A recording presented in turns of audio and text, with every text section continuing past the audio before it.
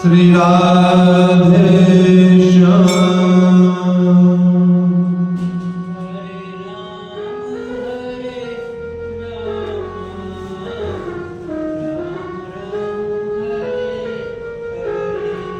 हरे राम राम हरे राम राम राम हरे हरे।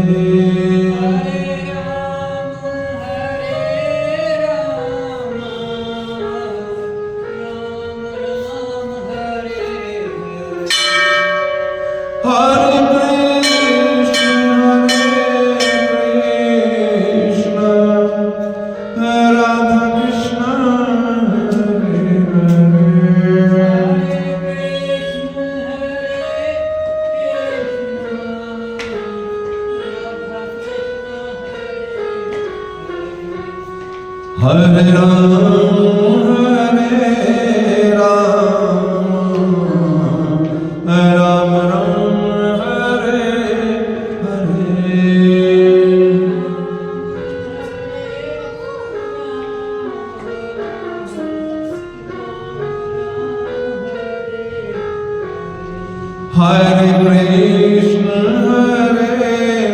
कृष्ण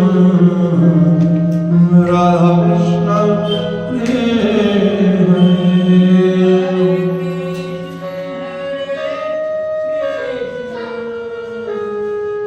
हरे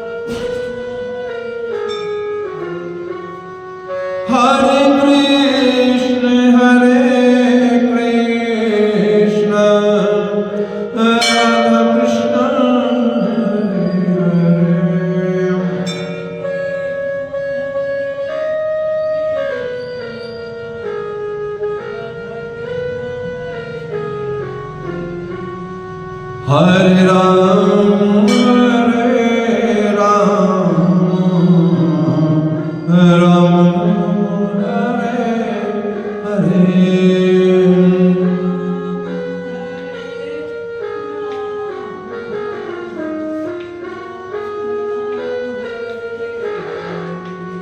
हरे कृष्ण राधा कृष्ण हरे कृष्ण राधा कृष्ण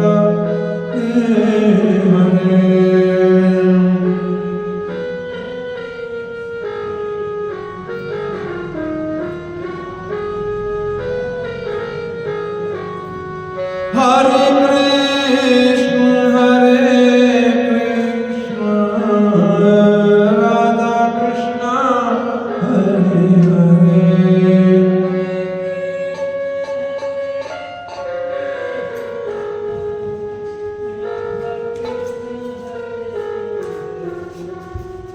हरे राम राम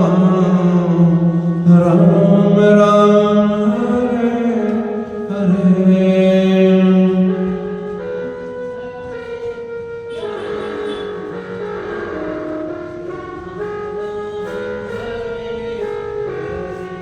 हरे कृष्ण राधा कृष्ण हरे हरे। हरे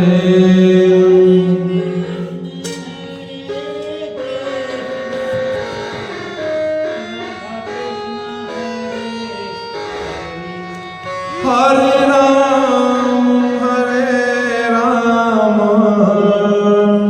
राम राम हरे हरे।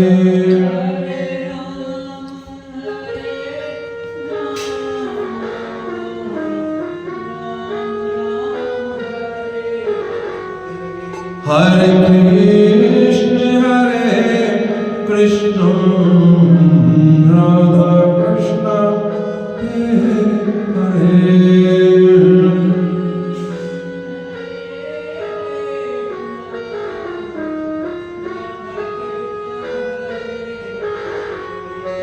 हरे Krishna Radha Krishna Hare Hare.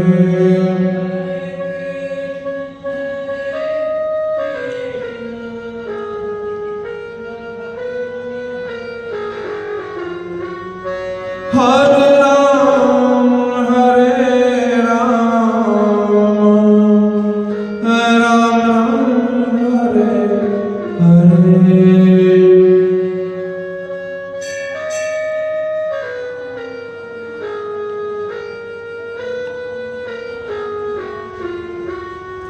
Hare Krishna Krishna Radha Krishna Hare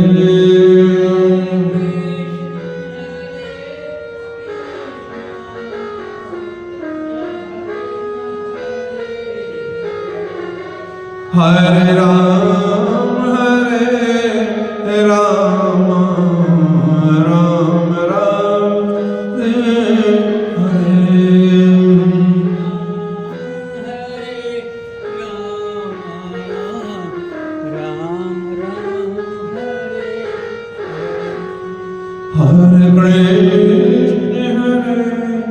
Krishna Radha Krishna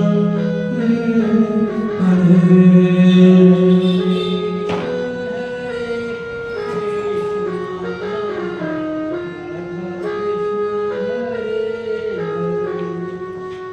Ram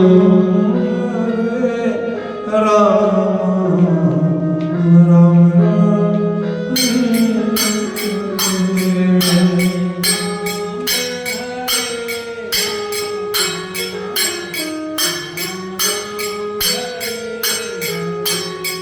Hare Krishna Radha Krishna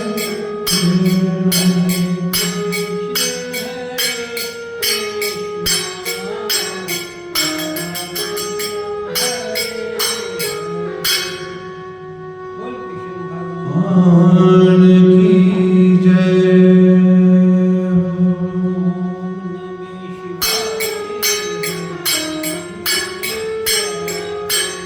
Om Namah Shivaya Hari Om Namah Shivaya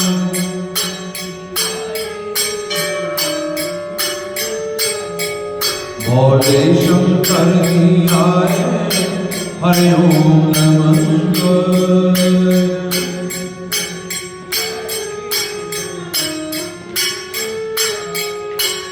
Parvati Sang Jaaye Hari Om Namah Shivaya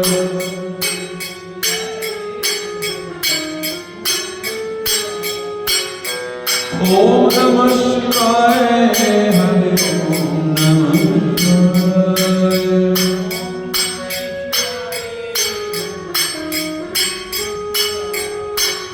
Om Namah Shivaya Hari Om Namah Shivaya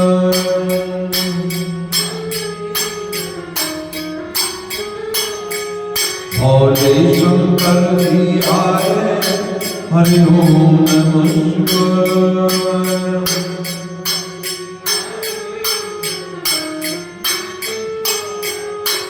Parvati Sang Jaaye Hari Om Namah Shivaya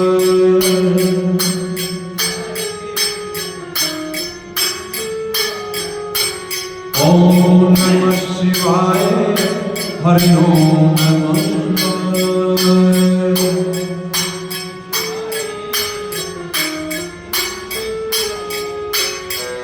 Om Namah Shivaya Hari Om Namah Shivaya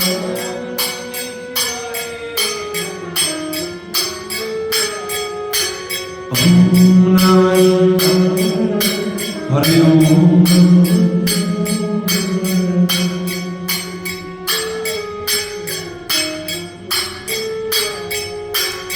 Om Namah Shivaya Hari Om Namah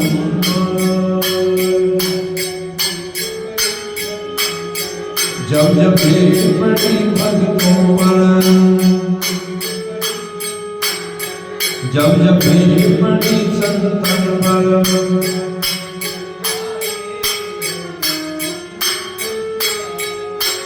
Shiv दौड़े चले आए हरि ओम नमः शिवाय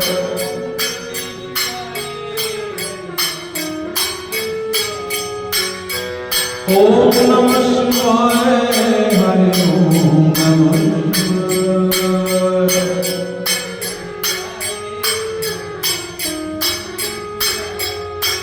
ओम नमः शिवाय हरि ओम नमः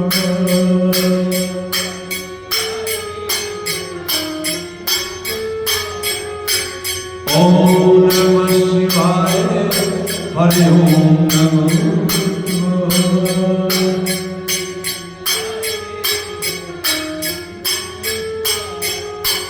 शिव दौड़े चले आए हरि ओम नमः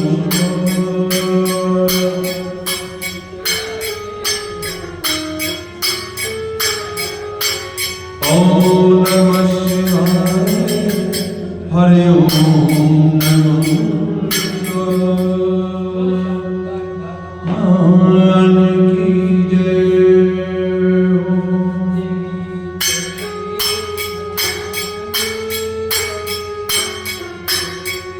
जय जय भवानी जगदम्बे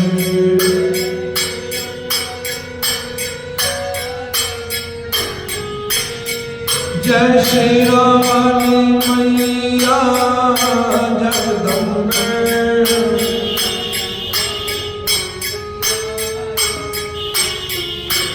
जय लाटा वाली मैया जगदम्बे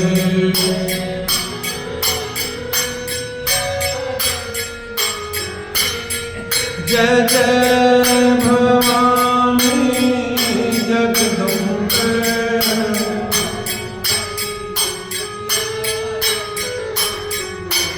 जय जोता वाली मैया जगदम्बे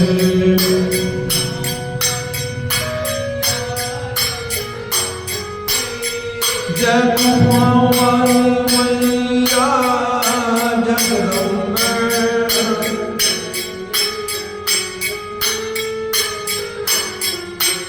जय जय भवानी जगदम्बे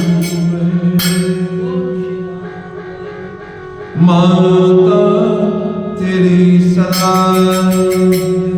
श्री कृष्ण गोविंद हरे मुरारे नाथ नारायण वासुदेव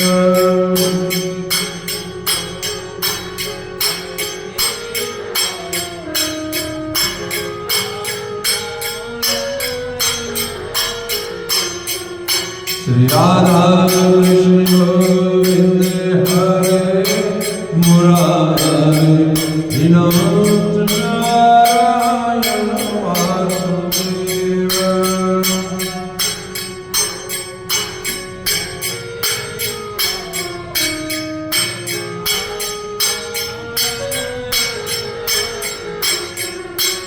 हे नाथ नारायण वासुदेव हे नाथ नारायण वासुदेव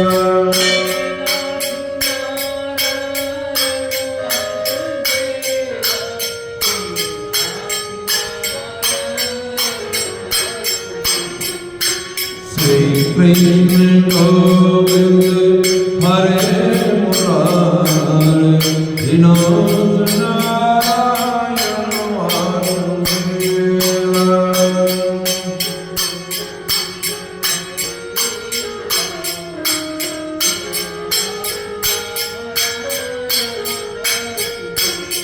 बोलो वृंदावन बिहारी लाल की जय गजाननं गणाधिसेवितं कपिध्वजम्बूफल चारुभक्षणं उमासुतं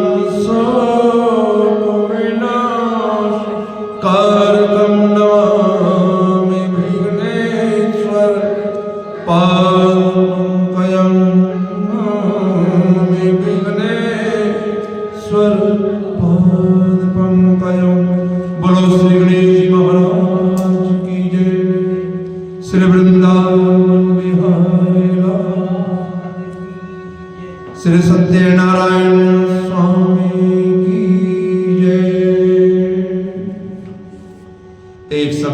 नैमिषारण्य तीर्थ पर सोनकादि 88,000 ऋषि मुनियों ने श्री सूत जी महाराज से पूछा, हे प्रभु, इस कलयुग में वेद विद्या रहित मनुष्यों को प्रभु भक्ति कैसे मिलेगी? कैसे संसारिक लोगों का उद्धार होगा? इसलिए हे मुनि श्रेष्ठ, कोई ऐसा तप, कोई ऐसा पुण्य कर्म बतलाइए जिससे कि व्यक्ति मनवांछित फल प्राप्त करे। सर्वशास्त्र ज्ञाता श्री सूत जी महाराज बोले, आप सभी ने संसार के प्राणियों के हित के लिए बहुत अच्छी बात पूछी है। आज मैं उस श्रेष्ठ व्रत को आप लोगों से कहूंगा जिस व्रत को एक बार महर्षि नारद जी ने लक्ष्मी नारायण भगवान से पूछा था। योगीराज महर्षि नारद जी दूसरों के हित की इच्छा से अनेक लोगों का भ्रमण करते हुए जब यहाँ मृत्यु लोक में पहुंचे तो यहाँ मनुष्यों को प्राय अपने अपने कर्मों के द्वारा नाना प्रकार से दुखित और पीड़ित देखकर नारद जी के मन में विचार आया कि इन संसारिक मनुष्यों के दुखों का नाश कैसे हो।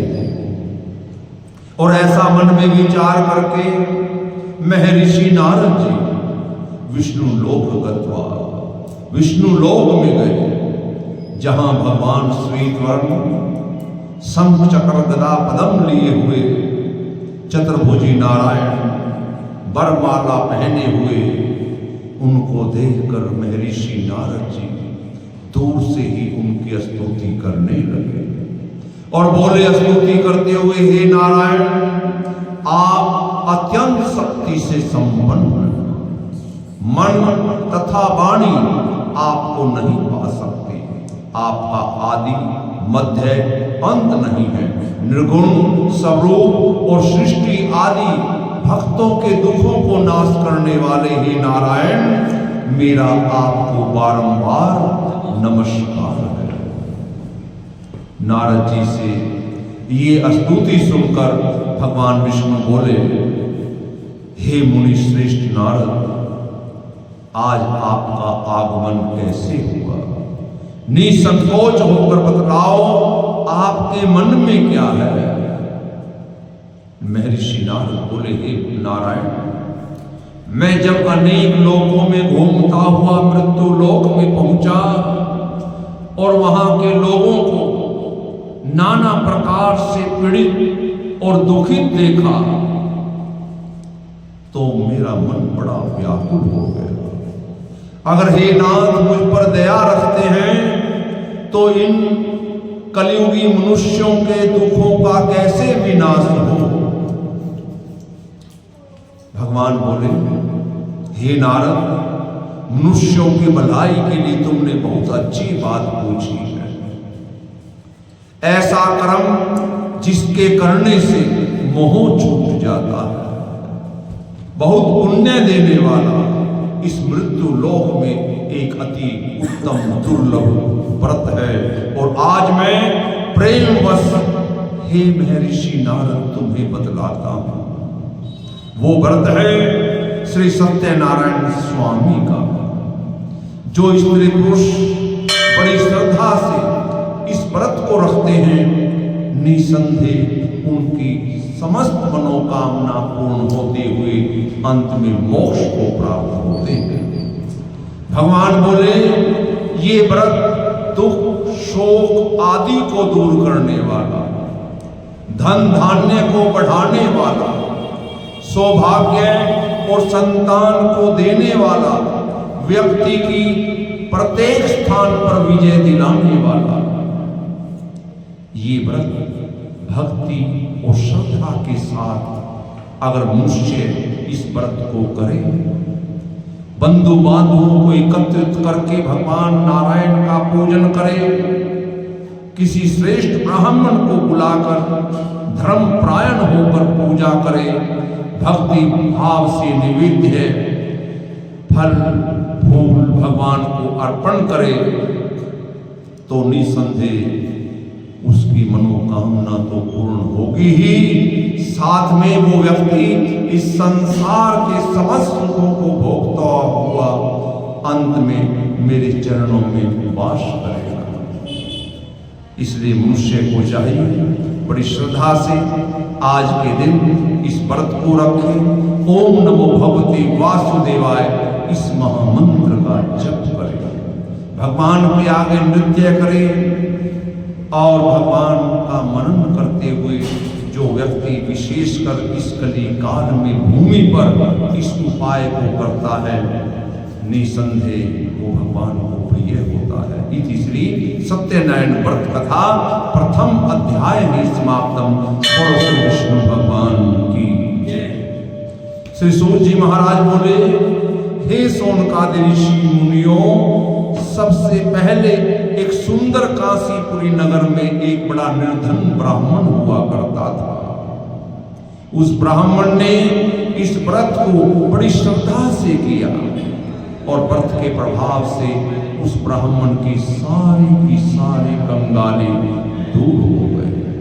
और जब ये ब्राह्मण अपने घर में एक दिन इसी तरह भगवान सत्यनारायण का पूजन कर रहा था तो एक लकड़हारा पानी पीने की इच्छा से इस ब्राह्मण के द्वार पर पहुंचा और क्या देखा, इसी प्रकार से सभी लोग भगवान सत्यनारायण का पूजन और कथा श्रवण कर रहे हैं और वो लकड़हारा भी वहीं बैठकर इस दृश्य को देखने लगा।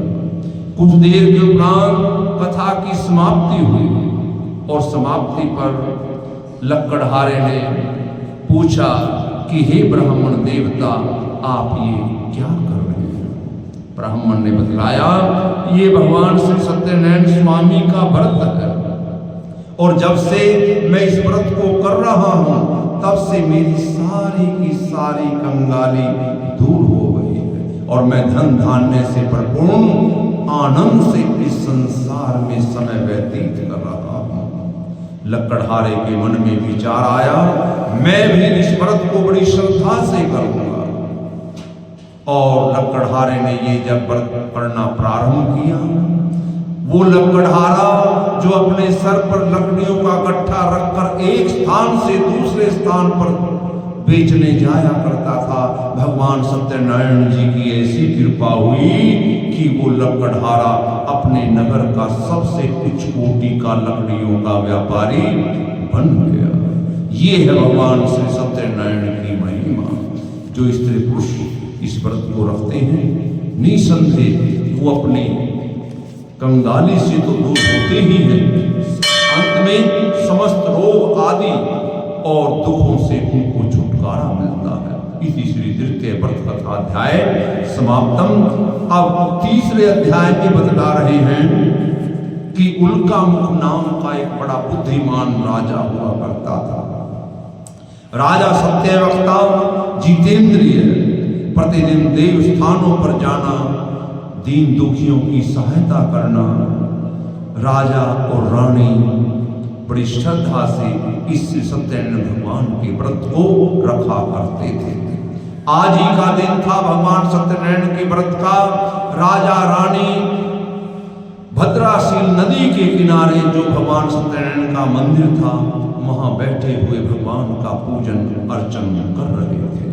एक साधु व्यापारी अब व्यापार करने के लिए अपनी नौका से जब वो दूसरे नगर में जा रहा था, रास्ते में उसने देखा कि मंदिर में राजा और रानी बड़ी श्रद्धा से पूजन अर्चना कर रहे हैं। उस साधु वैश्य ने अपनी नौका को नदी के किनारे रोका और स्वयं मंदिर में जाकर राजा रानी को विनम्रता से प्रणाम करने के उपरांत पूछने लगा कि आप ये क्या कर रहे हैं?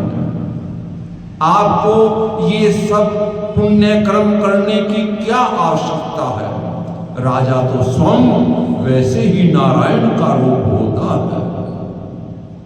तब राजा ने बतलाया, ये भगवान श्री सत्यनारायण भगवान का पूजन हो रहा है और मैं बड़ी श्रद्धा से इस नियम को वर्षों से करता चला आ रहा हूं। मेरे यहाँ कोई कमी नहीं। हाँ, अगर कमी है तो मेरे यहाँ संतान का अभाव है, और मुझे विश्वास है भगवान श्री सत्यनारायण की कृपा से मुझे संतान की भी प्राप्ति अवश्य नहीं होगी। वो साधु वैश्य जो व्यापार करने के लिए जा रहा था, उसके घर में भी कोई संतान नहीं थी। संतान के लिए वो बड़ा व्याकुल था, और राजा के मुख से इस व्रत की महिमा और संतान प्राप्ति का उपाय सुनकर उसने आज के दिन व्रत करने का बड़ी श्रद्धा से मन ही मन संकल्प किया, मन ही मन प्रतिज्ञा की कि अगर हमारे यहाँ संतान हो जाती है तो मैं भी बड़ी श्रद्धा से सत्यनारायण भगवान का व्रत करूंगा। भगवान बड़े दयालु हैं, कृपालु हैं, जो बड़ी श्रद्धा से सच्चे मन से भगवान के आगे प्रतिज्ञा कर लेता है, निसंदेह भगवान उसकी मनोकामना पूर्ण कर देते हैं। देखते देखते उस साधु व्यापारी की पत्नी लीलावती को 9 महीने में एक सुंदर पुत्री की प्राप्ति हुई। उस बेटी का नाम कलावती रखा गया, और पत्नी ने याद दिलाया कि आपने मन ही मन प्रतिज्ञा जो की थी कि हम भगवान सत्यनारायण का व्रत करेंगे, पूजा करेंगे, सो आप कर लीजिए। साधु वैश्य ने कहा अपनी पत्नी से, जब बेटी के विवाह का समय होता है उस समय व्रत रखना ही पड़ता है, हम उस समय भगवान सत्यनारायण का व्रत रख लेंगे। समय बीतता गया, और देखते देखते कलावती भी विवाह के योग्य हो गई। सेठ जी ने उस समय भी भगवान सत्यनारायण का व्रत नहीं रखा। विवाह संपन्न हो गया, और विवाह के उपरांत सेठ और सेठ का जमाई दोनों रत्नापुर नगर में अपना व्यापार कार्य प्रारंभ कर देते हैं। जहां सेठ जी अपना व्यापार कार्य कर रहे थे रत्नापुर नगर में, उसी नगर में एक राजा का खजाना था। एक दिन रात को राजा के खजाने में चोरी हो गई। 2 चोर राजा के खजाने से जैसे ही माल चुरा कर भागने लगे, तुरंत राजा के सिपाहियों ने उन्हें देख लिया। अब वो दोनों चोर सिपाहियों के डर से भागते भागते सीधे सेठ जी की दुकान के पास पहुंचे, और वहां पर जितना भी खजाने का माल चुरा कर लाए थे सारा का सारा वहां फेंक कर चोर आगे भाग गए। पीछे पीछे राजा के सिपाही आ रहे हैं, और राजा के खजाने का माल उन सेठ जी की दुकान पर पड़ा हुआ देखकर उन दोनों को चोर समझकर सिपाहियों ने उन्हें बंदी बना लिया, और राजा के सामने पेश करते हुए कहा, हे महाराज, ये वो 2 चोर हैं जिन्होंने आज रात को आपके खजाने में चोरी की है। राजा ने जमाई और ससुर उन दोनों को कारावास में डलवा दिया। भगवान का ऐसा श्राप था, उस श्राप वश जिस घर में सेठ की पत्नी और बेटी रह रही थी उनके वहां भी चोरी हो गई।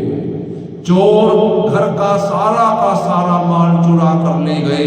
अब माँ लीलावती और बेटी कलावती की ये दशा हुई कि वो नित्य प्रति भिक्षा मांगती और अपने घर का गुजारा करती। आज ही का दिन था, भगवान सत्यनारायण का व्रत रखे हुए लोग भगवान सत्यनारायण का पूजन कर रहे थे मंदिर में, और अचानक कलावती, बेटी कलावती भिक्षा मांगने के लिए जैसे ही मंदिर के द्वार पर गई और वहां भगवान का पूजन अर्चना देखी, चरणामृत प्रसाद लिया, और प्रसाद लेकर जैसे ही घर पहुंची और माँ को याद आया कि मेरे पति ने भी एक बार प्रतिज्ञा की थी, संकल्प लिया था कि हम भी भगवान सत्यनारायण का व्रत अवश्य करेंगे। लेकिन आज तक हमने वो नारायण से की हुई प्रतिज्ञा पूर्ण नहीं की। जो हम पर इतनी बड़ी आपत्ति, इतना बड़ा संकट आया हुआ है, कहीं ये भगवान सत्यनारायण का दिया हुआ श्राप तो ना हो, ऐसा विचार करके मां लीलावती रात भर भगवान सत्यनारायण से याचना करती रही, क्षमा याचना करते हुए प्रार्थना करती रही, हे नारायण, हे विष्णु, मेरे पति का अपराध क्षमा करें। भगवान बड़े दयालु हैं, कृपालु हैं।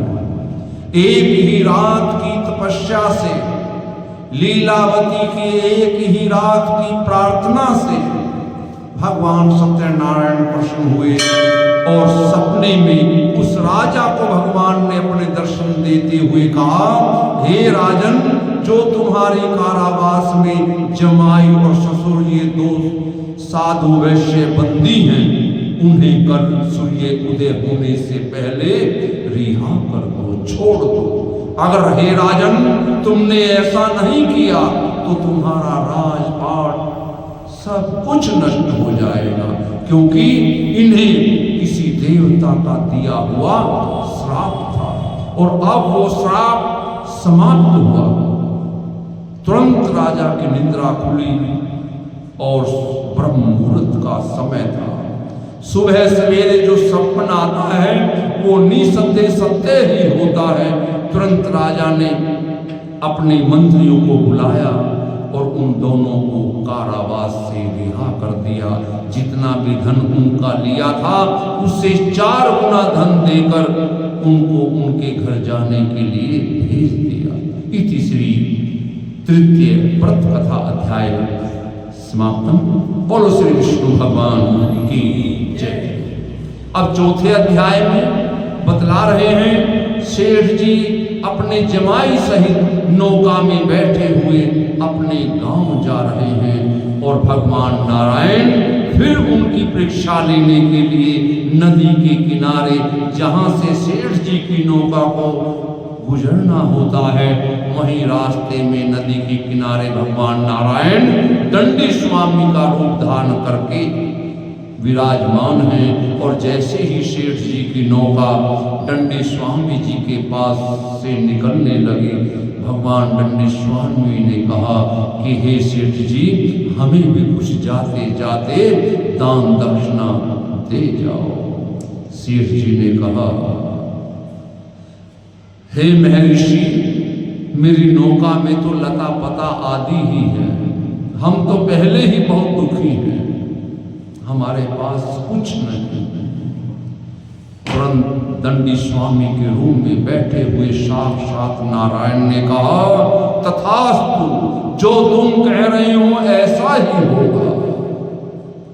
क्या देखा, जैसी ही नौका कुछ दूरी पर पहुंची तो सेठ जी ने जो नौका सोने चांदी के सिक्कों से भरी हुई थी वो लता पता में बदल गई। सेठ जी ने जैसे ही देखा तो उन्हें बड़ा दुख हुआ और वही मूर्छित होकर वो नौका में गिर पड़े। सेठ जी के दामाद ने किसी तरह उनको होश दिलाया और हौसला दिलाते हुए कहा, हे पिताजी, घबराने की क्या बात है, जिन्होंने पत्तों के रुपए बनाए हैं या रुपयों के पत्ते बनाए हैं, हम उनकी शरण में चलेंगे, वो फिर दोबारा इन पत्तों को रुपयों में बदल देंगे। जमाई के समझाने से सेठ जी को धैर्य हुआ और फिर वो दंडी स्वामी जी की शरण में आते हैं। दंडी स्वामी उन्हें क्षमा कर देते हैं और उनकी नौका पुनः धन दौलत से भरपूर हो जाती है। ये है भगवान सत्यनारायण की महिमा, जो स्त्री पुरुष बड़ी श्रद्धा से इस कलयुग में इस व्रत को रखते हैं, निसंदेह वो अपनी मनोकामना पूर्ण करते हैं।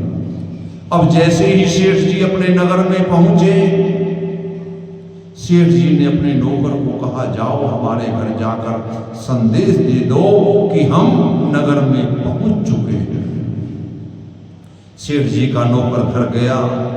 सेठ जी की पत्नी लीलावती और बेटी कलावती को समाचार बतलाया कि सेठ जी आ चुके हैं। नगर से बाहर अभी नदी पर ही अपनी नौका रोके हुए कि आपका इंतजार कर रहे हैं। जैसे ही ये समाचार मिलता है उस समय लीलावती भगवान सत्यनारायण का पूजन कथा आदि से निवृत्त होकर हटती है, लेकिन बेटी कलावती उस समय भगवान सत्यनारायण का पूजन कर रही होती है।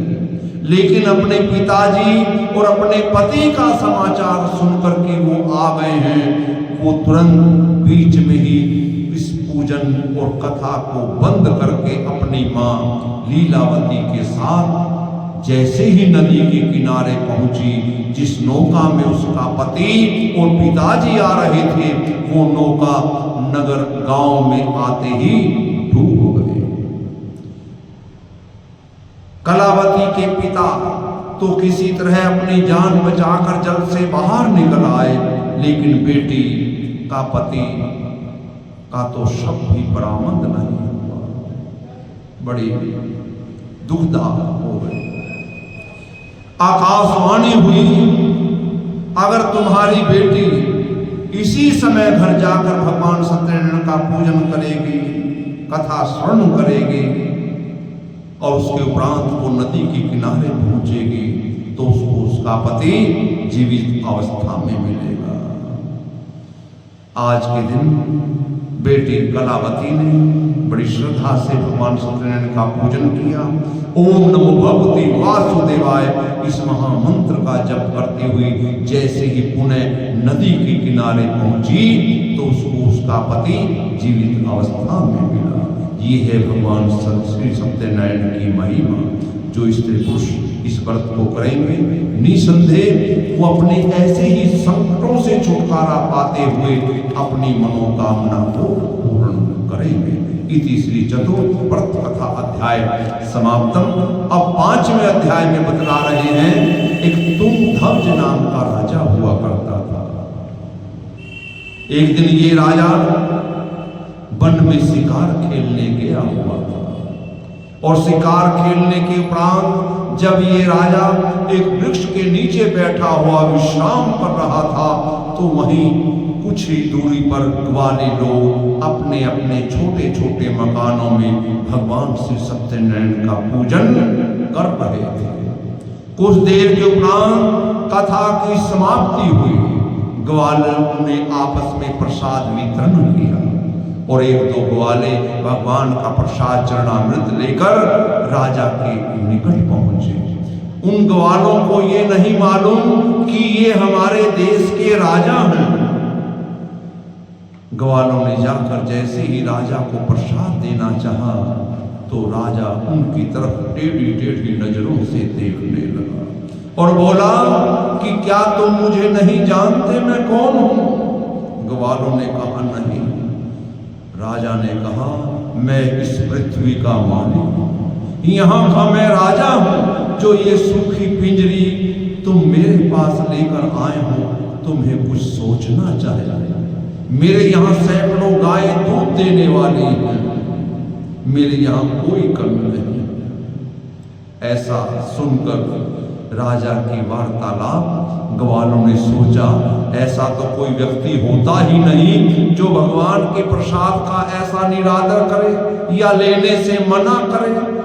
ग्वालों ने मन ही मन सोचा, राजा हमसे मजाक कर रहा है। ग्वालों ने वो प्रसाद राजा के सामने रख दिया और वो अपने स्थान पर ग्वाले लोग चले आए।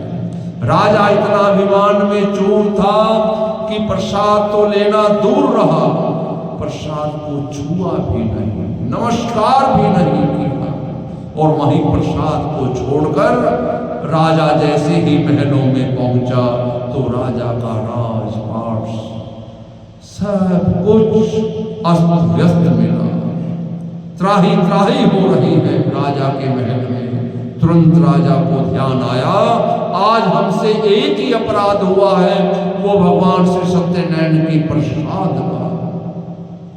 तुरंत राजा घोड़े पर सवार होकर आज के दिन ग्वालों के पास वन में आया बड़ी श्रद्धा से भगवान सत्यनारायण का उसने ग्वालों के साथ बैठकर पूजन किया, चरणामृत प्रसाद लिया और उसके उपरांत बड़ी श्रद्धा से भगवान का सिमरण करते हुए राजा महलों में पहुंचा तो उसको उसका राजपाट ज्यों का त्यों मिला।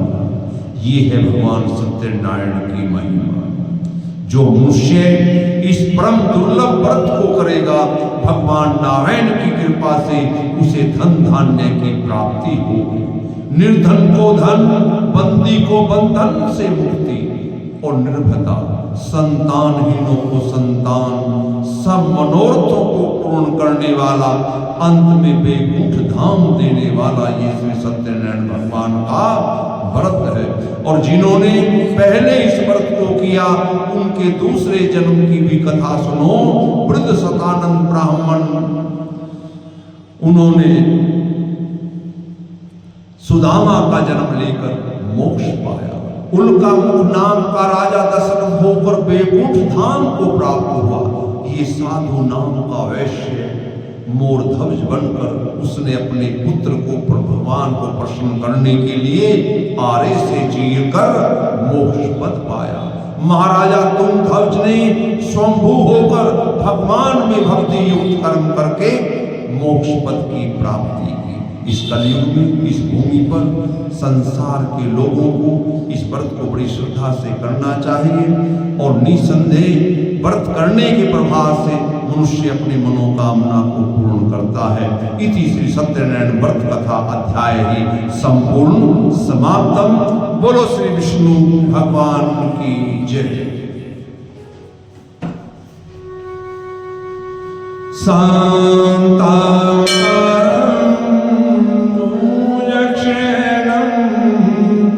पद्मनाभं सुरेशं विश्वधारं गगनसदृशं मेघवर्णशुभांगं श्रीलक्ष्मीकान्तं कमलनयनं योगिभिर्ध्यानगम्यं वन्दे भयहरं सर्वलोकैकनाथकं कर्पूरगौरं करुणावतारं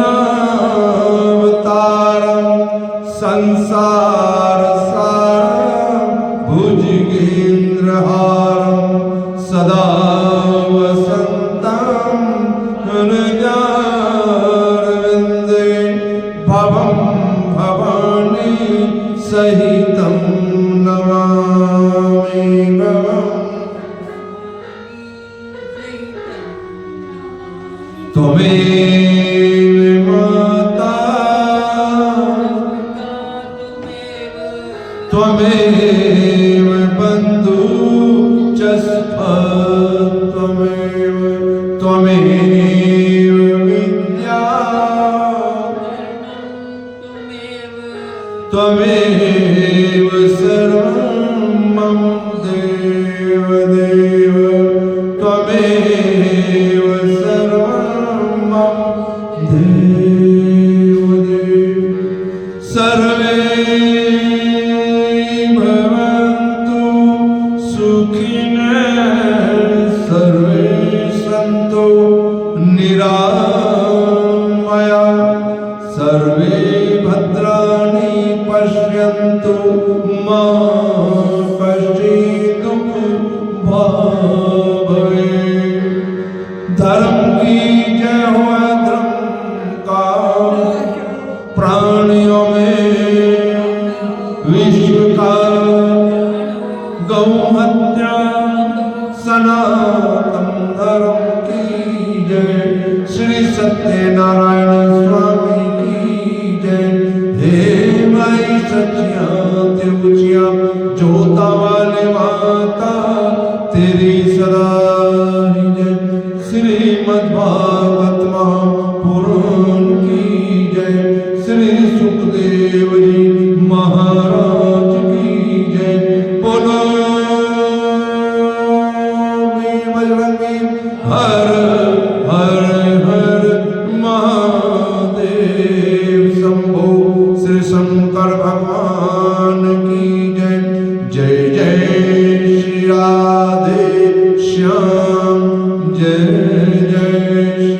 राधे श्याम, जय जय श्री राधे श्याम। ओम त्र्यंबकं यजामहे सुगंधिं पुष्टिवर्धनम् उर्वारुकमिव